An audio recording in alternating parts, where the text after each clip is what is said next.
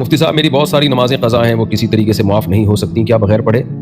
نہیں، دین اللہ حق و یقضا، اللہ کا دین جو ہے، اللہ کا قرضہ، وہ زیادہ اس بات کے لائق ہے کہ اس کو چکایا جائے۔ تو دیکھیں، آپ نے کروڑوں روپے کسی کا کھا کے ہڑپ کر گئے ہوتے تو وہ نہیں معاف ہوتا، بلکہ اس میں تو آپ کو فوراً دینا ہوتا ہے۔ اللہ کا قرضہ جو نماز آپ کے ذمہ ہے، اس میں تو اللہ نے آسانی رکھی ہے، بھائی آسانی سے جتنی پڑھ سکتے ہو پڑھ لو۔ اس لیے علماء کہتے ہیں کم سے کم ایک دن میں ایک دن کی نمازیں قضا کر لے، یعنی 5 فرض نمازیں پڑھ لے، صرف فرائض، اس میں سنت موقدہ نہیں، اور وتر بھی پڑھ لے ساتھ میں، تو ہر نماز کے ساتھ ایک نماز پڑھ لے، اس میں کون سی پریشانی کی بات ہے؟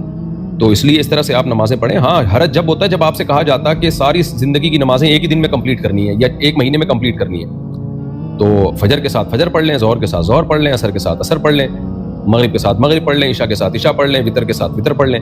اور یہ نہیں ہو سکتا ایک ہی دن میں ٹائم نکال کے ساری نمازیں ایک دن کی ایک ٹائم پہ پڑھ لیں۔ جس طرح سوٹیبل ہو اس طرح آپ پڑھ لیں، لیکن یہ معاف نہیں ہوتی۔ اس کے معاف ہونے کی ہمارے پاس قرآن و سنت میں کوئی دلیل نہیں ہے۔ بعض لوگ کہتے ہیں نا قضاء عمری کی دلیل بتاؤ، بھائی قضاء عمری نماز پڑھے بغیر ساقط ہو جاتی ہے، اس کی دلیل بتاؤ۔ اس کی کوئی دلیل نہیں ہے۔ نبی کی جب بھی نماز قضا ہوئی ہے، چاہے کسی عذر سے ہوئی ہو، ظاہر نبی کی تو نماز کسی عذر سے ہی قضا ہوئی نا، آنکھ نہیں کھلی، تو آپ نے ہمیشہ نماز پڑھی ہے، تو یہ بغیر پڑھے معاف نہیں ہوتی نمازیں۔ تو آپ ایک دن میں ایک دن کی پڑھ لیا کریں، جتنی ہو جائیں ٹھیک ہے، جو رہ جائیں گی پھر اگر اللہ نے آپ کو مال دیا ہے تو اس کی فدیہ کی وصیت کر دیں، پھر اللہ سے امید ہے انشاءاللہ اللہ تعالیٰ معاف کر دے گا۔ اور اگر اللہ نے مال نہیں دیا تو پھر اللہ سے امید ہے اللہ وہ بغیر پڑھے ہی معاف کر دے گا، کیونکہ آپ کے ذمہ جو کام تھا آپ نے پورا کر دیا۔